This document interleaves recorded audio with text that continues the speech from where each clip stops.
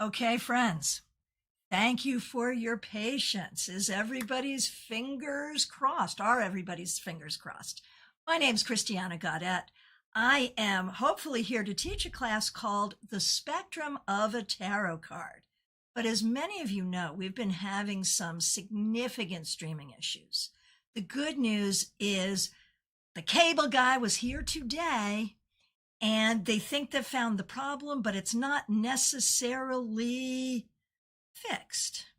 So we're going to go. We're going to do this. And I promise you, if we cannot do this class, if we're not here for an hour, I will come back and do it again. So you will get this information. And I thank you all so much for your patience with this situation. I appreciate you all so very much. And of course, a special shout out to the members, the moderators, and the subscribers over on YouTube, the subscribers on Twitch, everyone who makes what we do here work. So let's get on over to CardCam. So the name of the class today is The Spectrum of a Tarot Card, because we all know that a card can mean a lot of different things, but we also know that there must be some place where the cards hold together. There has to be some way that it all comes together. Now, Jenna Perkins, first of all, happy birthday, Jenna Perkins. Thank you for spending some time with us. When we were doing our test stream this morning, we actually died when I was reading for you. And this was the card. So I thought we would just start with this card. This was the card I drew for Jenna's birthday. And I think this is an amazing way for us to start this class and really talk about this, how do I want to say? What we're talking about here is really a few things. It's understanding what it means when we say a card can mean a lot of different things, but it can't mean just anything. Right? And we want to talk about what causes us to think what we think and say what we say when we see a particular card. Welcome, Bernadette, new here. So glad that you're here. Welcome, welcome. So let's just dive in with the Hermit. And I think this is going to be a learn by doing class. So this will be our first example. Mediha Ness, so good to see you. I've had the Four of Pentacles reversed come up as job loss. I would have imagined Five of Pentacles for it, but both would do the job. Sad pun. Yeah, no, absolutely. Absolutely. And I've had the Two of Pentacles come up for breast cancer. I mean, so many things can happen in the moment. So we were reading this, first of all, okay, this is the context of this card. The context was on Jenna's birthday. This is Jenna Perkins, a member here. On Jenna's birthday, this is the card that came up for her. And of course, and I got cut off just as I was saying, well, you know, one thing that is true about this card is it is about age. And then, right, we're celebrating a woman's birthday, and the first thing I do is say, oh, look, the Hermit must mean you're old. Right. Obviously, that was not where I was going. Where I was going was the idea of the birthday being a great time to celebrate the wisdom gained over time. But imagine if this were a circumstance where this card had not come up for a birthday, but had come up instead for a young woman who was dating someone and wanted to know if this was going to be a good relationship. My thought would be, A, is this person much, much older? But also, is this person really capable of a relationship? Because indeed, they are the Hermit. So, Jenna Perkins, I love that. Perfect. So Jeannie Mnuchin has done exactly what I want people to do. And what I'd like everyone to do is if you have a thought, keywords, key phrases, thoughts about the hermit, go ahead and chat them in. There are no wrong answers. I often joke that when we talk about the spectrum of a tarot card, a card can mean you're going to be late for work, your grandmother, or a head of cabbage, right? And the key is, right, when you see all of these different meanings, the question is, where do they all hold together? They all have to hold together somewhere. And so in understanding the spectrum of a tarot card, we have to understand where they hold together and then how the meanings can fan out from that. So get those in. Nicholas is laughing at the head of cabbage, right? Right. That's probably more Lenormand than tarot, but you know what I mean, right? And Bernadette, welcome, welcome. So I do a lot of live reading streams. This is not that. This is specifically a class on tarot reading, and more specifically than that, understanding how each card can have many meanings and how do we figure out what those meanings are. So if you have questions about that, by all means, sure. But generally, if you see me up here, 9 times out of 10, I am doing readings. So yes. Okay. Hey, Marion K. Tarot. So good to see you. All right. Here we are. We are putting in meanings for the hermit. Is this a class about the hermit? It's not, but it is a class about the context of how we understand all of the things a card can mean. And we're using the hermit as an example because this is the card I pulled for Jenna Perkins' birthday. All right. Didn't know you're going to be the star of the show today, Jenna, did you? All right. Here we go. Jeannie says, hermit, a lone figure lighting the way with wisdom. All right. Sky Key, good to see you. Sky Key says, serenity. Mediha Ness, have some beer made by monks. You know, that was really smart. That was really, really, really smart. Now, would you ever think about drunkenness or having a beer with the hermit generally? No. But in this context, if someone was like, hey, I'm heading out to this brewery that's a monastery, want to go? This card would say, heck yes, I do. Absolutely, absolutely. All right, let's see what else we got. Sarah F., so good to see you, and thank you for your kind words. Sarah says, so happy the technical issues should be fixed soon. Your knowledge is so valuable. Well, thank you, and thank you for your patience with this. It's been a slog, there's no doubt. And Sarah says, about the hermit, solitude, introspection, and learning. Okay, very good. TJ and GA sees self-care here. Oh, Marion K. Tarot, intellectual isolation. I hate to do this to you, but that fascinates me. Would you care to say more? Care to say more, Marion? Audrey, hermit, solitude and or loneliness, withdrawal, introspection, trusting yourself. Bernadette, the hermit can often be misunderstood. I can be a hermit. I'm an introvert. I have to pull back and recharge. You know, I heard a funny thing about introverts. For all of you, Bernadette and everyone else who identifies as an introvert, this is what I heard about introverts. Tell me if you think this is true. An introvert and an extrovert have everything in common except one thing. An introvert doesn't like small talk. What do you think? Hey, Jill, over on Instagram. So good to see you. The hermit, she is learning who she is and on the path to being the person she's meant to be. I love that. Oh, Sky Key, the self-care really hits. Love thinking about the hermit like this. Got it, got it. Okay, let me see some more here. Thanks everyone for playing along. Barbie, I'm an outgoing introvert. And AM, thank you for doing this class. Well, thank you for being here. I really like to do classes on this channel, and there's a lot in replay that you can watch, and there'll be a lot going forward as well. And Barbie agrees, hate small talk with a passion. Bernadette says, I agree. As an introvert, small talk bores me. And AM says, I despise small talk, but I am good at it.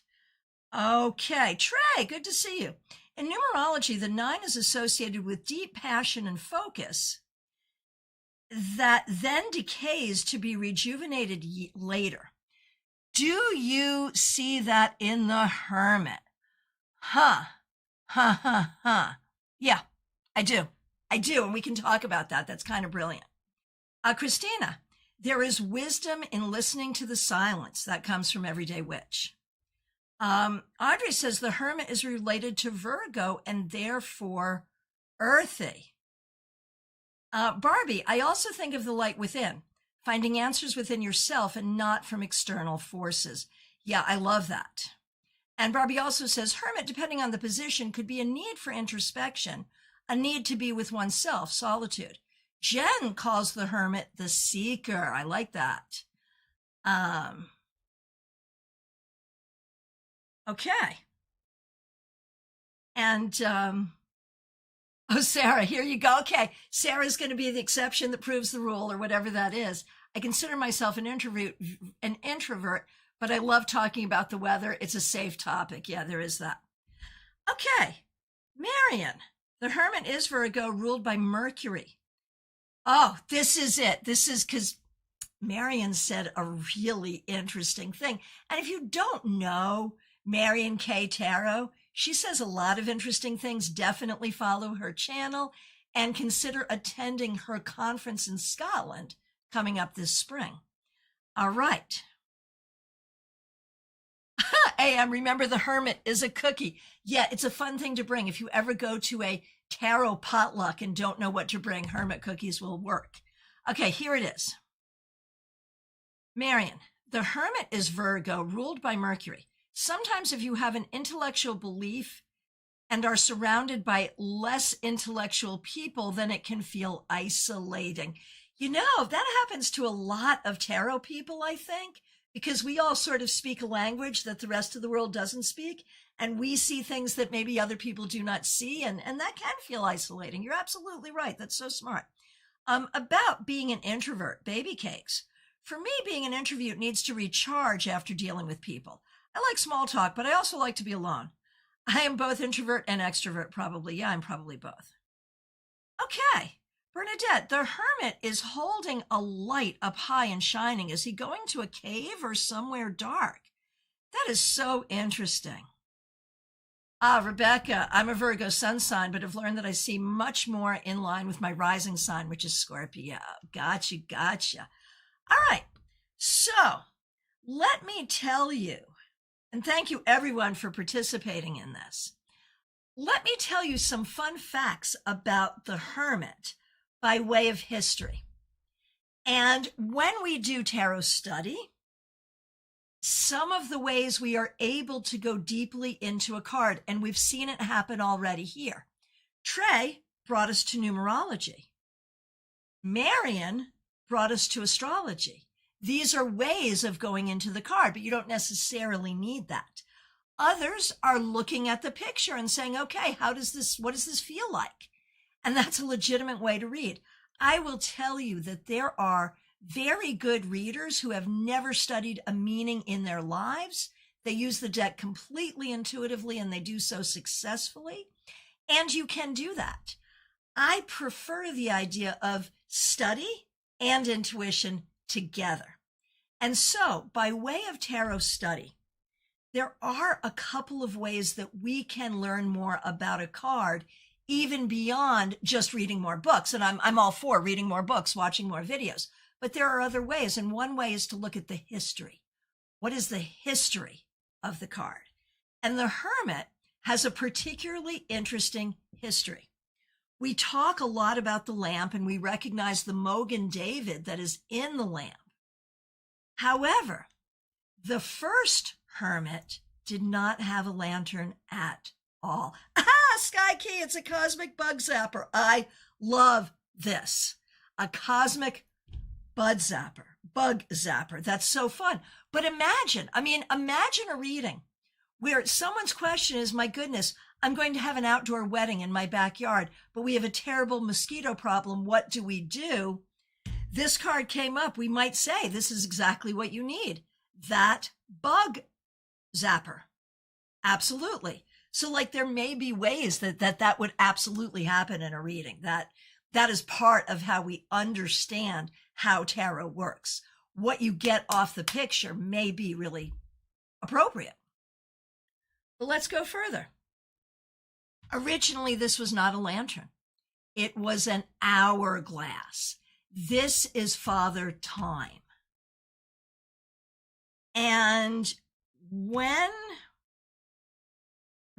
we think about the Hermit as Father Time, that brings up a lot.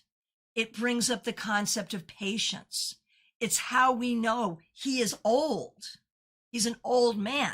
This is the archetype of the old man. We will see him in just a few weeks at New Year's Eve. He's going to come crawling out with his cane and be replaced by the New Year baby. Oh, Nicholas, I mix up the numbers for the Hermit and the Moon sometimes. Well, that's because they're the same number.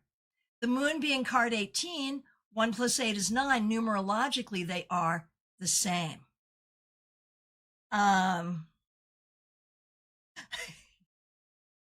Sarah says the Hermit is looking for something, whether questions or answers or new friends. They're moving forward, even if alone. Oh, Rebecca, as a Virgo, I do relate to the Hermit a great deal. I use hermiting as a verb. And this, you know, if it came up and you were saying, okay, I'm going to do some hermiting. And so what is another way we understand what a card might mean? Simply by the name.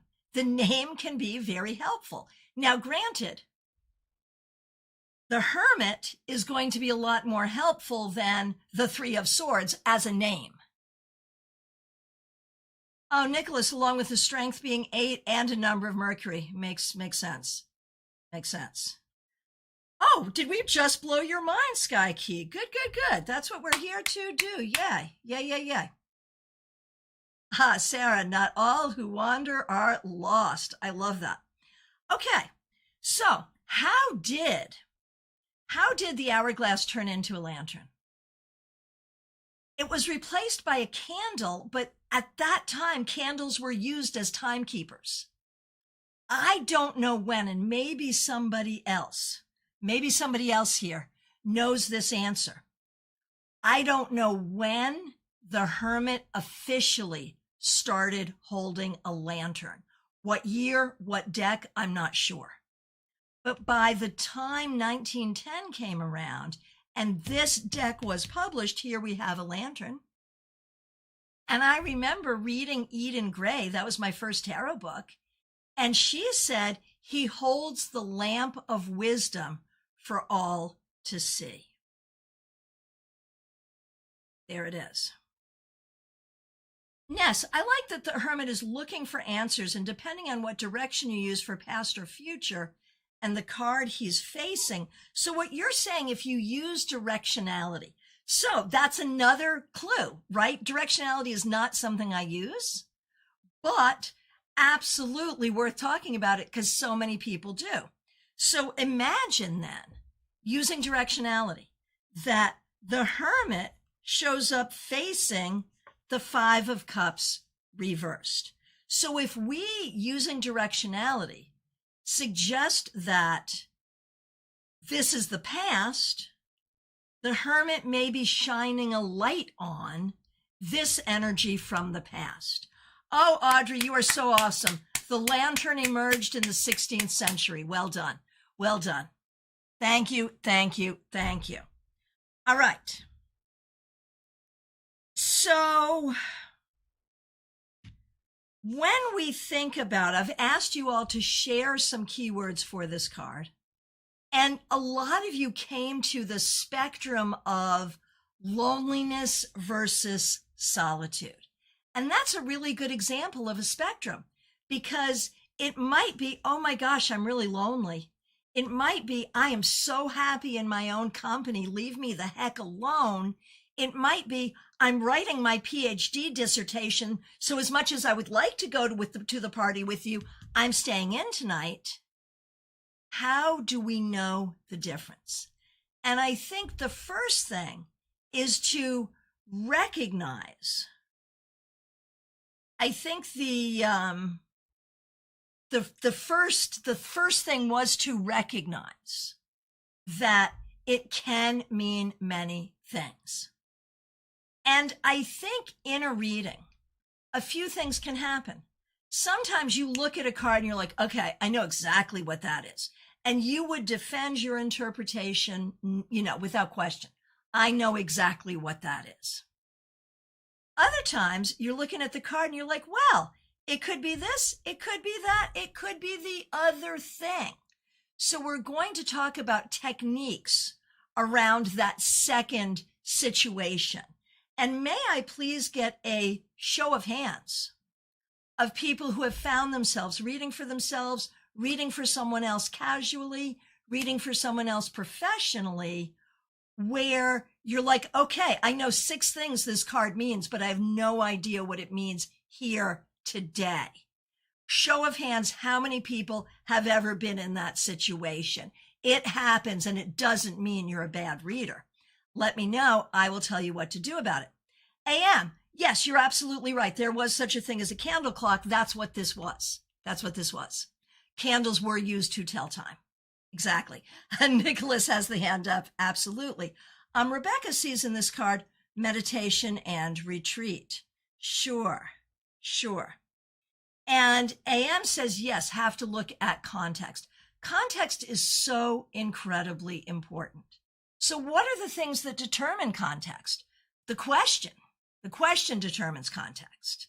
And we talked about 2 different things. Should I date this guy, or what does this mean on your birthday? Right? 2 different things completely. But then there's also, what if it's like this? And whether or not you work with reversals, and there's no law saying you have to, you will always read. Okay, what do reversals do? Reversals show us dignity. When a card is reversed, it is ill-dignified. When a card is reversed, it is poorly aspected. Now, if you don't use reversals, what might cause you to believe that this card is ill-dignified? It might be the way you feel about it. It might be the context of the question, like, will I have fun at the party? Maybe not. Now, please bear in mind that when we talk about an ill dignity or a poor aspect, it doesn't necessarily mean bad. It doesn't necessarily mean the opposite. It could put it in the past. It could put it in the future. It could change the meaning completely. For example, should I go to the party? No. Should I go to the party? Yes. How else would you do that if you weren't working with reversals? Should I go to the party? No. Don't go to the party. Should I go to the party? Yeah, maybe there's good reason to go. Should I go to the party? Yeah, you already got gas in the car. You might as well. Should I go to the party? Yeah, you might meet someone really nice. So cards surrounding also help us know how to interpret the card. All right, let's see what we got here. Ness, by the time I figured out what the hermit was saying, it was too late. We had lost an important item. Hermit kept coming up. It was in the safe. That's so interesting. And you know what else is interesting about that story, Ness? You will never see that card the same way again. You will always remember that the hermit might come up in that, I'm looking for something, this concept of the seeker, looking for a lost object and finding a lost object. That adds to your own sense of the card. And this is why The more you work with your cards, the more readings you do, the better reader you will be. Because the more you experience the cards, the more they tell you what they mean to you. And you won't forget that. You will never forget that. Let's see. Marion, a couple of times, but I ignored them, and on both occasions, the cards turns out to be something the clients were keeping a secret about. Okay. Sky Key, I love thinking about the hourglass being a figure 8, and that's like they're watching the 2 of coins, their own choices of a lifetime flashes within the lantern. That's fun. I like that. Rebecca, I see your point with reversals. You made that point many months ago. When reading upright, like you say, you have the job of figuring out where the spectrum of meaning a card falls. Same with reversals. No, there is no difference from my perspective. You have that same responsibility. The reversal only says you've got to take that into account in the interpretation. It does not necessarily. No, you're on the right topic, Rebecca. You're absolutely on the right topic. It is not necessarily going to be a shadow or an internal. Like what I'm going to say is when reading reversals, you're best, I think, not to have well, for me, reversals are always the shadow, or for me, reversals are always the opposite. It can mean anything. The reversal can mean anything. You just have to take it into account. That's what I would say. I could never figure out people ignoring reversals. Well, if you come from the Crowley tradition, you're going to use elemental dignities, which is something I can't teach you. But some people do not use elemental dignities or reversals. How are those people determining dignity? Just like I showed you, by the surrounding cards and how they feel about the card in the moment. For example, let me give you a good example here. Where do I want to go? Let's see. I am looking for a good example. It's one of the reasons I like the weight deck so much, is that the people's facial expressions tend to be very neutral. So let's say with this card, in my reading at 10 a.m., I might look at this guy and see on his face a really benevolent expression. And I'm going to say, okay, you need to seek a very helpful authority figure. Suppose in my noon session, this card comes up again, and I look at it and it feels scowly. It doesn't feel positive. It doesn't feel warm. I'm going to say, watch out for people pretending to be authorities when they're really not. So I like a deck where the facial expressions either are very clear to the card or are very neutral so they can be evocative. So how you feel about the card in the reading is what will allow you to determine dignity if you're not using reversals or elemental dignities. Oh, I've been reading a book on tableau reading. Are you reading Maria's book? I just got Maria's book. It's sitting right over there. Is that the one you're reading? I'm so excited about that. I'm just learning this, but apparently they do not use reversals here. The position determines whether positive or negative, but I'm going to argue that's different. That's different because reversal does not necessarily determine positive or negative. Right? I feel like with reversals, we have been so trained by idiots on the internet to have this blanket thought about reversals. And I think we have to get our heads out of that. But that's, I think, especially true, Rebecca, for the tableau with Lenormand as well, for sure. Okay. Oh, yes. Yes, you got it, Rebecca. So I am seeing how perhaps using reversals might make it somewhat easier. Yes. To me, it does, because I don't have to guess.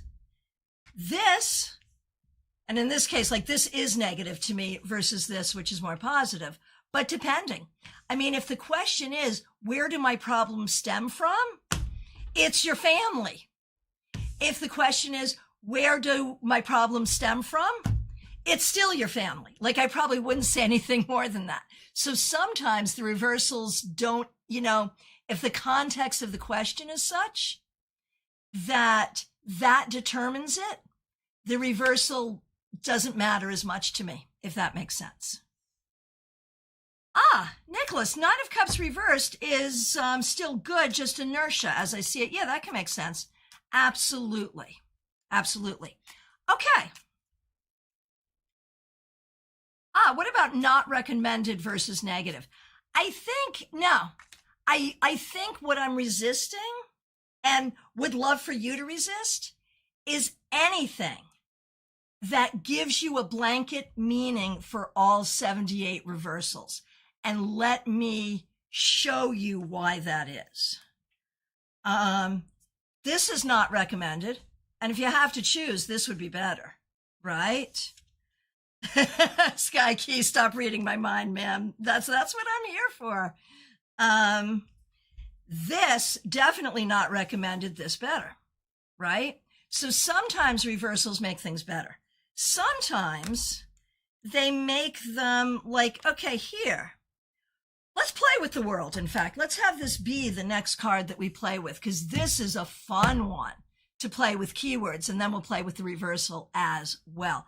Oh, you're reading the one by Tony. Gotcha. That's the one that came out first. Understood. But you have Maria's book on your Kindle. Yay. So happy. So happy. Perfect. Okay. So, you know what I want from you now? I want keywords for the world. And while you give me those keywords, I'm going to tell you a little bit of history on this card and talk a little bit about the symbols. And then we'll also talk about another kind of study that helps us get better at understanding the idea of the spectrum of a tarot card. So give me your keywords and phrases for the world. AM, I love this, totality. That's good. It's such a good word anyway. That's very good. TJ, my OCD doesn't like cards upside down. I'll always turn them upright. I'm probably limiting myself with reversal meanings. Maybe. Rebecca, the words she used were auspicious and inauspicious. Yeah. And, I think it's important to remember, like, Tony comes from, and this is an interesting thing too, like, Tony uses Kipper and Lenormand as well as she uses tarot. And with Lenormand, there is definitely positive and negative. Like, that is a very real thing. Some cards are positive, some cards are negative, some cards are neutral. And that is ever and always so it shall be, world without end, amen. That's how that is. So there it would be. Okay, here we go. Ooh, Marion. I love this. Marion about the world says portal. I love that so much. I love that so much. And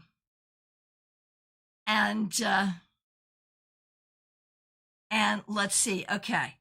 Kathy, completion. And that's really a good one too, right? Like, did you finish writing your book? Yes, it's done. Manuscript is done. Did you finish writing your book? I have not. There it is. Hey, I'm still learning Lenormand. Yeah, me too. And it's a whole different mindset. And now I have a Kipper deck I have to try to figure out. Yeah.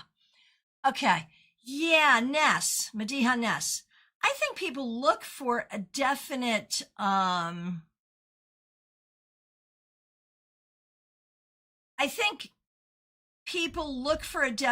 answer, and mostly we're supposed to think it over. Like, reversed, is it the negative of, or is it blocked? It may be or it may not be. Like, you have to trust yourself. Here's the bottom line.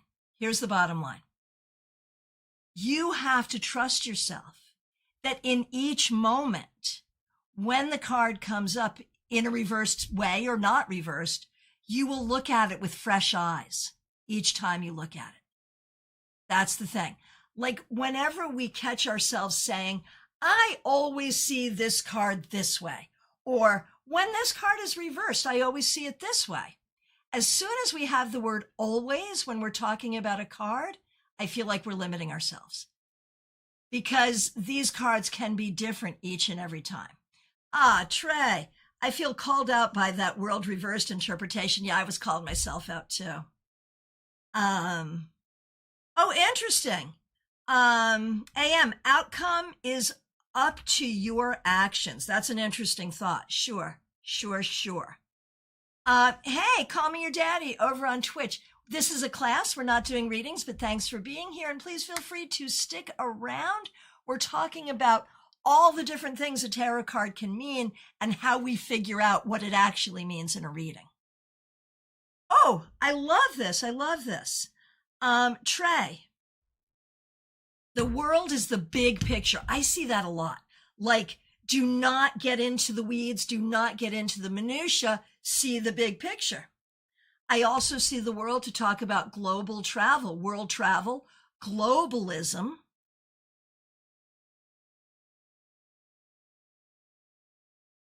Oh, cool, Rebecca. You got a grand tableau mat. That is so cool. I love that. Yeah, very macro. Agree. Oh gosh, Nicholas, especially when you try gambling on teams and the cards start acting different. Yeah, that can be hard. Yep, I understand completely. Okay, here we go. Marion. The world is Saturn in Hellenistic astrology. Saturn was considered the end of this world, and the portal was a gateway to the heavens and the afterlife. So, a little history on the image. The wreath is actually the holy yoni. So in other words, what we're witnessing here is a birth. So when Marion says portal, absolutely. This is someone coming out of the feminine opening to be born into the new world. These characters, we see these characters on the Wheel of Fortune as well, only they're writing books. These are the four evangelists, Matthew, Mark, Luke, and John. They are writing their gospels in the Wheel of Fortune. Now their gospels are out in the world. They also can represent the four elements and the four fixed signs of the zodiac. TJ, I love this. The world is full of opportunities and new timelines. Trey, that's interesting. I kept getting the world reversed just before COVID. And you know, sometimes things can be very literal, like talking about interpreting based on the name of the card. Literally, what is this? Your world has been turned upside down. And what happened when we had a global pandemic? The world was turned upside down. Absolutely. GM, is your baseline meaning of a card the Rider-Waite, even if the imagery of the deck you are using is very different? Man, I should pay you for that, because that's really where I wanted to go next. Because yes, very famously, I am a Waite reader. I use Waite decks primarily, not just these images, but decks that are inspired by the images of Waite and Smith. Now, but do the meanings I use match Waite's pictorial key to the tarot? They do not. I have really over time come up with keywords for these cards based on numerous authors, based on classes I've taken, based on my own interpretations, but they are very Waite-oriented versus Crowley. Now, do I use Crowley keywords? Oh, I do when I want to. Absolutely. Oh, Nicholas, when the world is upright, things are tight but workable. So, hey, I'm very hard to open the oyster. So let's play a game before we move forward. Let's play a game. we're going to do a couple of different questions. Oh, good call, Kathy. I only just realized that the legs are in the same position in both the World and the Hanged Man. Yes, and that is important. And somehow it is related to Saturn. I can tell you that. I think. Marion, check me on that. I think it is. All right. So let's play with this so we can see the spectrum of this card. Question. Will my son get into his first choice college? You pull one card, it's the World, yes or no. I would say yes. Completion, it's your world, you're going there. Maybe you would say no. I mean, there is no right answer here. It's how you feel about it. Okay, next question. Your cousin asks to borrow a sum of money. Do you lend it or not? I would say you can, but do not necessarily expect to get it back. The World is the end of the road. You may not get it back. Oh, interesting, Trey. I could also say maybe he needs to consider all of his options because of the big picture aspect of the World. Yeah, that's good. That's good. Oh, Sky Key, you are so kind. So much gratitude to be able to be here and learn, expand my perspectives. Yeah, that's what we are all about. Oh, AM, I love Hanson Roberts too. I totally do. And again, very weight. It is literally a weight clone. Absolutely. Marion, I did a reading for a pregnant woman and the World jumped out of my deck and I suggest she get checked because I had a feeling the baby was breached. Yeah, that makes so much sense. So much sense. So what is, and we've started talking about it already. What is another way? What is another way to really understand the spectrum of a tarot card? The practice that we call comparative tarot. This is the original Gilded Tarot by Ciro Marchetti from Llewellyn. So if you look at the same card from more than one deck, you can learn some things. So let's see. Let me find a card for us to look at. Oh, yes. Let us look at the Tower. Let us. And go ahead and tell me what you think about this Tower. What do you think about this Tower? Let me know. And I'm going to go find another Tower to compare it to, because Lord knows you can't have too many towers. Let me find another Tower. There you go. Now, these are pretty similar as images. Not every time we do this will they be similar. Would you interpret these two cards the same way? I might be kind of caught by this really hot guy's butt. Like there might be something there that's not here. Oh no, Sky Key, I've been called a walking tower. So let me give you some perspective on the Tower, actually, that has recently come to me. We do recognize this is probably the most devastating card in the deck. But we also recognize, and here's an interesting thing too, the lightning, and we see the lightning in both cases, but this lightning feels more direct. So I would see this more in this card than in this card. The lightning is enlightening. The lightning is enlightening. Here we have the crown coming off, indicating the end of an era. Not so over here. So there are some different things that may cause you to interpret differently, and that's okay. Wald Amberstone of the Tarot School once said to me very wisely, we trust the universe to bring the right querent with the right question to the right reader with the right deck at the right time. So whatever deck you're working with at the time is the right deck at that time. It may change your interpretation somewhat. Oh, I love this. So Jen says in Marchetti's deck, it looks like more it's internal forces. It does, like the lightning, it almost feels like it's exploding from the inside. Now, TJ says something really, really smart here. Somehow I see the tower as freedom. Yeah, there's a lot of mythology around tower. You know, the idea of the tower as the falling tower, the Tower of Babel, that kind of thing. That is one tower archetype. But there are other reasons towers fall, and sometimes it is to free someone. Think about Rapunzel being freed from the tower. Think about Saint Barbara, who was caught in a tower and freed when God knocked the tower down. There's an archetype here. So, you know, it's a matter of perspective whether or not the tower falling is convenient for you in this moment.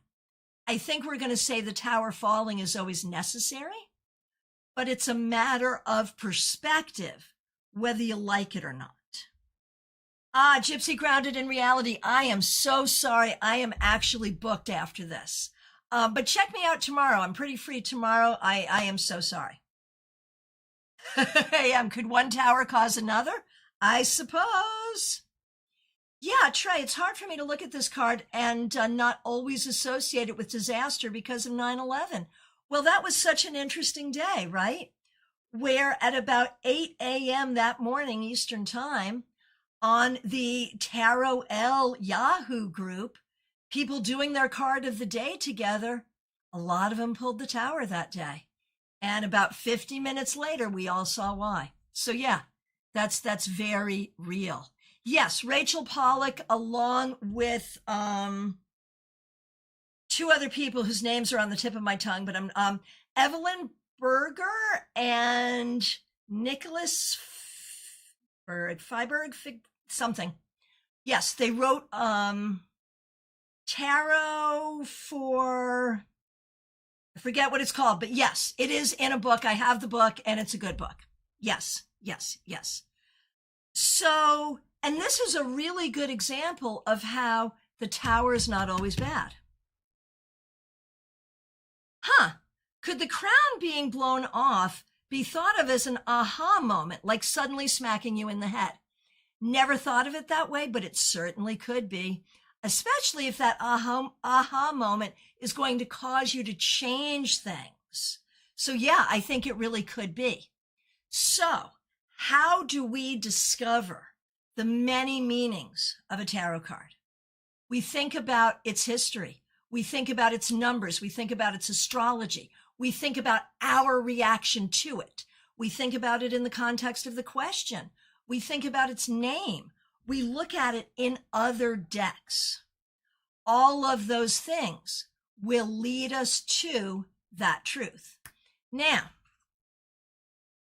do we agree that the cards must all have solid meanings? Yes, we do. But those solid meanings are not the reading. I think that is the most important thing to think about, that when you're reading the book or the website or watching the video, the keywords and classic interpretations associated with the cards, that's not going to be your interpretation. Your interpretation is extrapolated from that based on all of these factors. Right, AM, exactly. There are two different tower archetypes within the same card. One, Tower of Babel, and then ultimately World Trade Center, but then also St. Barbara. Two different archetypes, same card. And this is why we study tarot, and this is why we get together to talk about the cards. Every single time I teach one of these classes, in person or online, I will hear something that I've never thought about before. And that will become part of my understanding of a particular card or technique. We are always growing as readers. Marion, my friend Sharon, a tarot newbie, was looking at the tower and emperor next to each other and saw the crown on the tower as the emperor's empire being destroyed because to her they looked the same. I love that. Like, the visual clues of the cards are very real. Now, what if you're working with a deck that does not have a lot of visual clues? Well, you're not going to use those then. Same way that I don't use too many astrological clues because I'm not an astrologer. Use what you can. Yeah, AM, the interpretation is a moving thing, like time keeps moving on. So true. And let me show you an example of that is very, very clear, how tarot grows to fit the times. When this was first created, no one had cars. And back when this deck was created, you know, like 1910, the automobile, I think, was just being created, but most people didn't have them. Now, at least where I live, if you don't have a car, you're kind of screwed. And so the chariot has become the symbol for your car, your travel, and your transportation. It was always about travel and transportation, but it didn't have that tight connection to, oh my gosh, you know, if your car situation is not right, things could get really bad. So yes, meanings change according to time, and that can happen on a very personal level as well. Let me tell you a story. Some of you have probably heard this story before, and I apologize. I'm old and repeat my stories sometimes, but I think sometimes they're worth repeating too. Right, AM. I grew up in NYC. Cars were a luxury to my social group and not as necessary. So the chariot may have had a different meaning to you in that time. And that goes along with what I'm about to share with you. I started my business in Putnam, Connecticut. That's in the northeast corner of Connecticut. And it was originally a mill town. And then the mills burned down and the area was struggling. The whole area was struggling. And then the casinos came. Foxwoods and Mohegan Sun. At the time, they were the world's largest casinos. It changed everything. Not Putnam County, though. Busy, thanks for being here. Not Putnam County. Putnam Town. Different county. Yeah. Connecticut. Yes, Putnam Antiques. In fact, yes, I worked at Antiques Marketplace for a while. Absolutely, yes. And had a shop. I had a shop right in downtown Putnam with all the antiques dealers. Yes, that's true. So during this time, as the casinos are being built, suddenly this card took up new meaning for me. When it came up with the Ace of Pentacles or the Three of Pentacles, I saw people getting jobs at the casino, and that was a huge thing because unemployment was rampant in the northeast corner of Connecticut at that time because of all the mills closing. Coming up with the devil,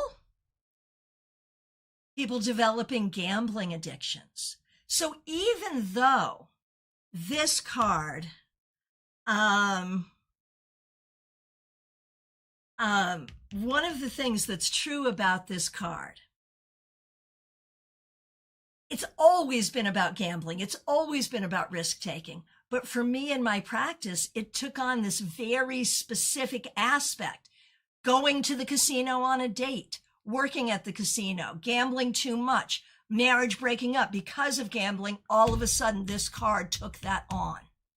And so that's something that's really important to recognize in your practice as well, that cards will take on meanings over time in your own practice. Oh, interesting, AM. You met a very good reader from Putnam. Maybe someone I know. Absolutely. Okay. So we are in like our last 6 minutes. The image that I really want you to think about is the idea that there are meanings that hold solid. And it's true, like if you're looking at Marseille versus Crowley versus Waite, you may have a different solid meaning, but as long as other people in your tradition have the same solid meaning, you're okay. But from there, you've got this solid meaning, like that's the root of the tree. But the branches of the tree can go just about anywhere, as long as we stay rooted in the solid meaning and have an understanding of why we're seeing what we're seeing in the moment. It's good. Oh, Sky Key, that's a lot of coin in that devil's butt cheek. You are not kidding. Hey, Ruby Elixir, good to see you. Thank you for being here, Robin. It was so nice to see you on Sunday. Appreciate you. All right. Oh, Gia Marcus, I answered your question. Good, good. And now is the time. We're in our last 5 minutes. So now is the time for questions. Is there a card that you don't have a handle on? Is there a card that you don't have enough meanings for? Do you have questions about how to find that context? And, you know, I think that there are two pieces here. One is in study, like we're doing right now. Keep your tarot notebook, keep your journal, keep yourself open and curious with the cards. But then there's also in the time and space of the reading. Now, I did promise I would say, oh, Seven of Swords. Yeah, can do. I did say that I would say what to do in the circumstance of you know a bunch of meanings for the cards, but you don't know which meanings you should use in the reading. Say them all. Whether you're reading for yourself or reading for someone else, say them all. And as you're saying them all, it will become really clear. And if you're working with a client and you're really not sure, you can say, you know, this card can be this, this, this, and this. What applies? And that works too. That works too. Okay. Oh, Adrija, I see your question. And yeah, I cannot do it right now, and I am so sorry. Text me and let's work it out. I'm so sorry, but also not surprised. And here we are talking about the Seven of Swords. Take that for what you, yeah, take that. Okay, so there's a few thoughts here that the Seven of Swords can be confusing. And here's what I'm going to say. Like, I think the confusing part is like when Eden Gray called it the Thieves card. Oh, Ultraviolet Pisces, thank you so much. When Eden Gray called it the Thieves card, I think that was a disservice to us. Because really, I'm going to say my root on this card is trust versus lack of trust. Can I trust this? Should I trust this? Is this trustworthy? Where does my trust lie? Those are the questions here. Now, I would agree that when we talk about the branches on this tree, it's not a very bushy, branchy tree. This one really is not. Sky Key is not Robin. Ruby Elixir is Robin. Audrey. Crowley calls this card futility, which opened it up for me. Right, we could see overconfidence because you're trusting something you shouldn't be trusting, right? Because what is confidence? It's trust, right? So here, I think, and like, you know, typically I am questioning whether I should trust or not. Here, I'm more able to trust, generally speaking. So this is a good example because it does remind us that some of the trees of tarot cards will have very lots of branches and others not as many. Others not as many. Here we go. Marion K. Tarot. Seven of Swords is the moon in Aquarius, and the moon is uncomfortable in Aquarius. And could we say this is a card of some discomfort? I could use the word discomfort for this card. I absolutely could. So this class is of a type of class that I sort of call context classes. Sometimes I do it with Venn diagrams. Sometimes I keep it very tight with just we're talking about reversals. But I do these kinds of classes a lot. If you look at my playlist, replay, you're going to see a lot of classes about context, about Venn diagrams, and about reversals. Check them out. Sky Key, Martyr vibes on the Seven of Swords. Well, that makes sense because I'm exaggerating my discomfort for my own benefit. Yeah, that makes sense. So think about a tarot card as a tree that is rooted in a meaning that you understand, that can branch out in a reading in many ways. Hey, Soulfire Angel, good to see you. We are just about to end our class. So, my friends, the really good news is we kept the stream. There shall be celebration in the kingdom and continued work to make sure that we are able to continue to offer streams that are quality, both in terms of what we're doing, in terms of content, but also in terms of your viewing pleasure. So thank you so much for being here. Special shout to the members, the moderators. A big shout out to the tech people on my end who have been working to make this work. I appreciate all of you so much. My plan is to be back Friday at noon with your Friday weekly wrap up. Fingers crossed for that. And if you like this kind of class, and I think you do, we will be doing many more of these. It's hard, I think, because the more we expand into the branches of a card, the more confusing it feels. But trust your knowledge, trust your intuition, and trust the veracity. For example, if you're doing a reading for yourself and you're like, okay, I know that's true because I've experienced it, that's going to help. If you're doing a reading for someone else, same thing. Evidential. Look for the evidence. My friends, I appreciate you so much. Happy birthday, Jenna Perkins. Yeah, I love that. AM, pick what sticks. There it is. There it is. Where do you feel it in your body? You know, that's another one. Sometimes, like, you feel it. So pay attention there. So this is obviously a topic that will be continued forever and ever. And I thank you so much for being here. Take really good care. Have a great evening. See you soon.